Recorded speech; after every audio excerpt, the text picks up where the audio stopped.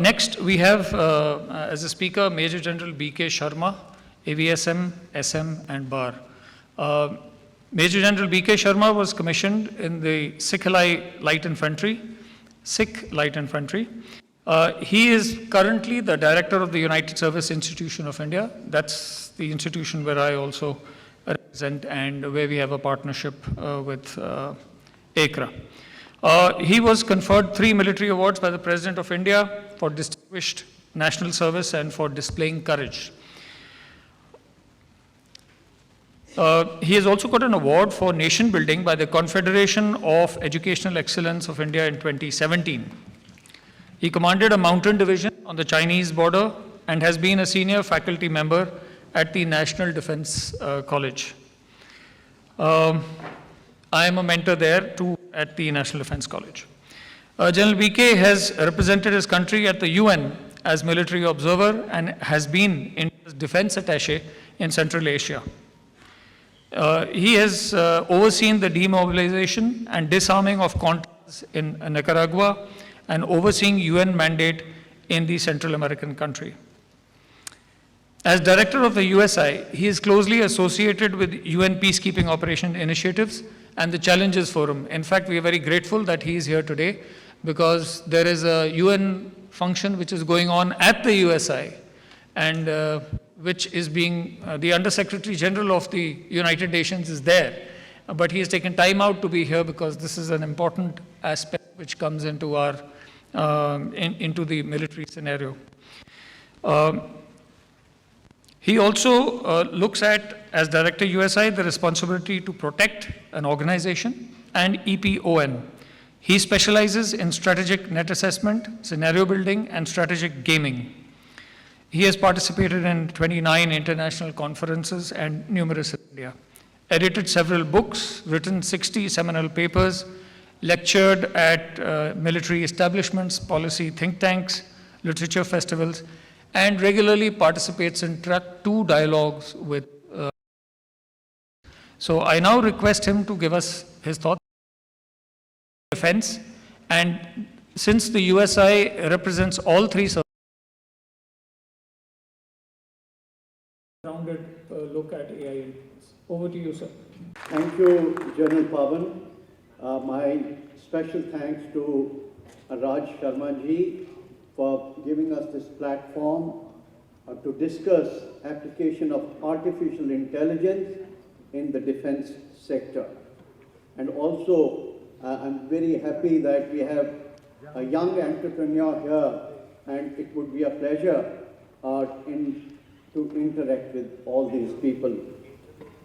I was discussing just before our main session started, and somebody told me that it seems that the armed forces are not very well versed with technology. They are technology shy. So I took it with a pinch of salt, but I said in the same breath, I think armed forces are one of the most technologically driven government service in this country, not only in this country but abroad. And Air Marshal Chopra would have conveyed to you that how in the Air Force, how we apply and integrate technology. And same is true about the other 2 services. And what is more important, that it is not only the machine that is important, it is an interaction between the and machine in the line of fire when there is a risk to your life and to your limb. How do you exploit? How do you harness? How do you make use of that technology?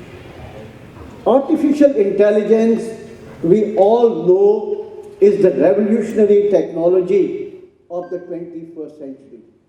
The future of a nation, a comity of nations will not be decided as much by number of nuclear warheads that you have, but the kind of capacities that you develop in the field of artificial intelligence.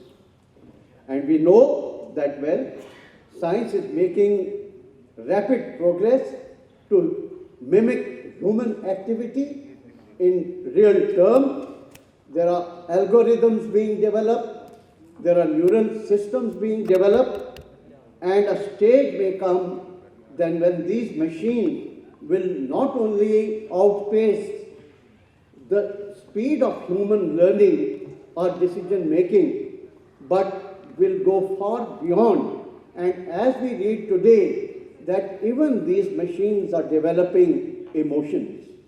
That you may have tomorrow a machine that will also be expressing human emotions in time to come through the process of deep machine learning. We are actually stepping into the age of metaverse. You will have new internet experiences. Humanoids are already there around the corner. Then you have these autonomous systems. And their application, as the minister had explained, is in multiple domains and across the spectrum of activities. In regard to its application in military, sky is the limit. It would start with what you call is intelligence gathering. Presently, what we do when we want to read the minds of our opponents, we make their personality cards. And through human intelligence and other sources, we try and map what kind of personality, what would his psychological mindset would be, how he or she will make decisions under stress. I think artificial intelligence is going to help us a great deal in the psychological mapping and psychoanalysis of our adversaries. In the armed forces, what you call, we have the battlefield surveillance centers.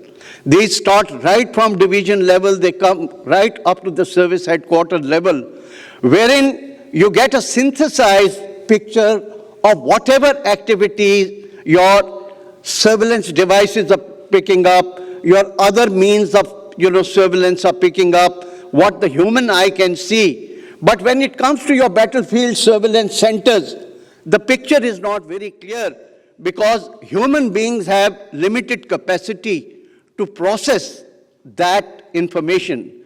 This is where artificial intelligence is again going to help us. We have got what you call is the force multiplier command post, where at one place you decide which target is to be taken by which weapon system. Artificial intelligence again can help you a great deal in the better management and functioning of your force multiplier command post and the strategic targeting. And the side that has a better artificial intelligence capacity would be a couple of notches ahead of the other in terms of what you call is the OODA loop. And that is, OODA is then observe, orient, and then take action. So if the other side is equipped with artificial intelligence, they would be much faster in terms of action-reaction cycles vis-a-vis another side which is handicapped in this kind of a technology. Other areas that we are now seeing is what you call is the lethal autonomous weapon systems. And these lethal autonomous weapon systems will be, whether they are swarm drones, there are other systems will be artificial intelligence driven. They will scout the targets, they will designate, identify a target, and they will go for launch. And they will distinguish between one target and another. Other areas we see today in the hyper-velocity vehicle, which is the new technology, is better than most of the other, missile systems. It's again an artificial intelligence-driven activity. And even in the ballistic missile defense today, artificial intelligence is finding a lot of place. Even the nuclear command and control today has been, can be designated. If you can sort of compromise the nuclear command and control setup of adversary through artificial intelligence, then you can actually do their entire, what you call the nuclear capabilities, rather than putting up a kinetic attack. So in the arena of non-kinetic warfare, I think artificial intelligence will have a lot of place. Then USI, we specialize in strategic gaming and war gaming, and we are working with the DRDO to develop certain models. Most of these models are deterministic. You know, you feed in a data and a certain outcome comes, and over a period of time, it becomes highly predictable. Artificial intelligence is going to help us in making these models far more real-time and far more interactive and far more dynamic, and probably the outcomes and the decisions to that extent would be better. So with these words, now I get on to AICRA and USI, and AICRA is doing a yeoman's service. You would have seen this morning, they are not only trying to create a very robust ecosystem, which is world-class, and also incentivize young thought leaders to jump into the fray and become innovators of today and thought leaders, or the big scientists of tomorrow. And this incentivizing is, I think, is very, very heartening for us to notice here. In that context, the collaboration that we have with AICRA, we have an Atmanirbhar Bharat initiative at USI, which is 152 years old institution, which is being headed by my colleague, General Bhawan Anand. We are providing a platform to the manufacturers, designers, developers, and the end users, that are the services. So under the rubric of this Atmanirbhar Bharat initiative and AICRA, we intend launching a series of programs to give a platform to our school children, particularly from the Army Public School and other school children, and other innovators, the MSMEs and startups, to sort of promote this very idea. And I'm sure this is going to be a transformational activity. It will create a scientific temperament. It will create a mood for innovation, and that is going to help nation building a great deal. And this would, in real term, be what we call is a whole of nation approach to adopting or imbibing science and technology in the comprehensive national development of our country. So once again, I thank Raj Sharma ji and other co-panelists and all of you to give us this opportunity to see, to convey that where do armed forces, are, and how we are looking to the future to adopt and make use of this technology for better operational effectiveness. Thank you very much.